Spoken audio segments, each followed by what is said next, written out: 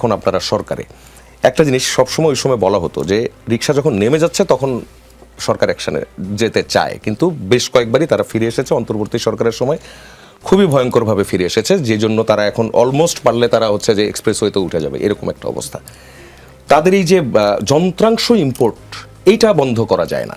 না, এটা এখন আপনি দেখবেন আমরা তো গভর্নমেন্ট শুধুমাত্র যাত্রা শুরু করেছি, এটা কিন্তু মানে চমৎকার বলেছে যে ইন্টিরিয়াম গভর্নমেন্টের একটা গিফট। কারণ আপনি দেখবেন আগে এত সংখ্যা কিন্তু ছিল না, এখন এই অটো ছাড়া কিন্তু আপনার রাস্তা দেখতেই পারবেন। এবং তাদের স্পিড থেকে শুরু করে তাদের যে এই মানে রাস্তা দখলের যে প্রতিযোগিতা, এটা দিয়ে স্বাভাবিক যানবাহন চলাচল কিন্তু খুব এখন এটা নিশ্চয়ই এটা জনগণের ভোটে নির্বাচিত একটি সরকার। এই সরকারকে তো একদিকে যেমন জনগণ বা নাগরিকদের স্বার্থ দেখতে হয়, অন্যদিকে আবার একটা কর্মসংস্থানের বিষয় দেখতে হয়। এবং আপনি জানেন যে বিগত আন্দোলনটা হয়েছিল একটা কর্মসংস্থানের জন্য, কিন্তু ইউনূস সরকার সম্পূর্ণ ব্যর্থ হয়েছে, যে কর্মসংস্থানের কোনো উদ্যোগ তারা গ্রহণ করেন নাই।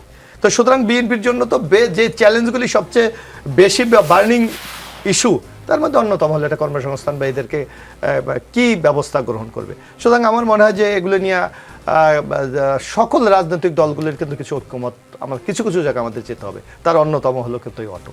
এখন বিএনপি ধরেন একটি স্টেপ নিল এই গভর্নমেন্ট, যে আগামীকাল থেকে হয়তো অটো বন্ধ, কিন্তু আপনি দেখবেন যে এই সুশীল সমাজরা বিরাট নেমে যাবে যে এরা কোথায় যাবে, এদের কর্মসংস্থান নাই, ভাতে তো পাতিল উঠছে না, চুলা জ্বলছে না। তো সুতরাং কিছু কিছু জায়গায় যদি আমরা জাতীয় ঐক্যমত আমরা পোষণ না করতে পারি, তাহলে এই সংকট কিন্তু সমাধান করা যায়। জি, আলতাফ পারভেজের কাছে ফিরি।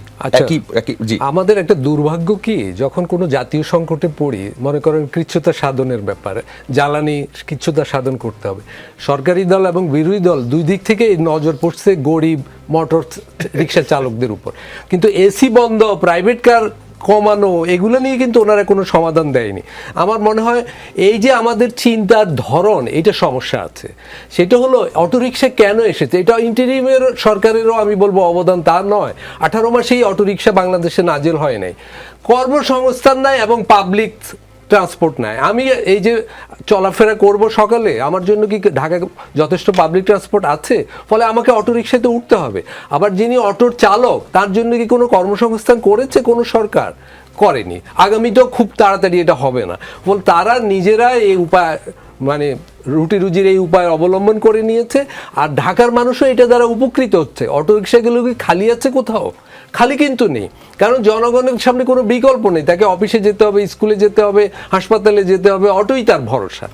এখন কৃচ্ছ্রতা সাধন করতে হবে বিদ্যুতের যে ব্যবহার অটোরিকশাগুলা করে, সেগুলা অন্য অন্য খাতে, মনে করেন এসিতে যে বিদ্যুৎ ব্যবহার হয় শীতাতপ নিয়ন্ত্রিত যন্ত্রে, তার 1/2 অটো চালকরা করে না।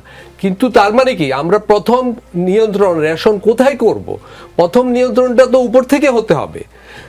এই যে আপনি যে কোনো বড় বাসার দিকে তাকিয়ে দেখুন, প্রতি ফ্ল্যাটে এসি আছে, তো সেইটাই তো নিয়ন্ত্রণ করতে হবে আগে, দরিদ্র রিক্সা চালকদের উপর কোপ মারার আগে। ফলে আমি বলবো এই ধরনের জাতীয় সংকটে চিন্তা ভাবনাগুলো হওয়া উচিত কম্প্রিহেন্সিভ। সেগুলো একটা সরকার এবং বিরোধী দল মিলে একটা জাতীয় কমিটি এবং বিশেষজ্ঞ কমিটিদের থেকে সিদ্ধান্তগুলো আসা উচিত।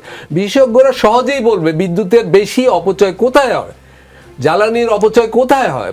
প্রাইভেট কার, আপনি একটু আগে বলছিলেন যে কিভাবে প্রাইভেট কার বন্ধ করব। পৃথিবীর অনেক দেশে সংকটের বাইরেও জোড়া নাম্বারের দিন, ইভেন নাম্বার একদিন গাড়ি চলে আর অড নাম্বার আরেক দিন চলে। ওরা একদিন অন্তর অন্তর একটা গাড়ি রাস্তায় নামায়। আমরা সেগুলো কিছু করিনি, কারণ ধনীরা কোনো ধরনের কৃচ্ছ্রতা সাধনে রাজি নেই। তাদের মনোযোগ হলো দরিদ্রকে কিভাবে বাঁধা যায়। ফলে আমাদের এই পুরনো দৃষ্টিভঙ্গি, যে দৃষ্টিভঙ্গি মোটেই কাজও করবে না, সেটা কোনো সমস্যার সমাধানও হবে না। আজকে ঢাকায় যদি আগামীকাল সমস্ত অটো বন্ধও থাকে, বিদ্যুতের ব্যবহার 1-2% মাত্র সাশ্রয় হবে। আর আপনি যদি 10% এসি বন্ধ রাখেন, বিদ্যুতের ব্যবহার 20% সাশ্রয় হয়ে যাবে। তাহলে কোনটা করণীয়? ফলে এই ধরনের জাতীয় সংকটে আমি বলবো আমাদের মানে নজরটা হওয়া উচিত বাস্তবসম্মত।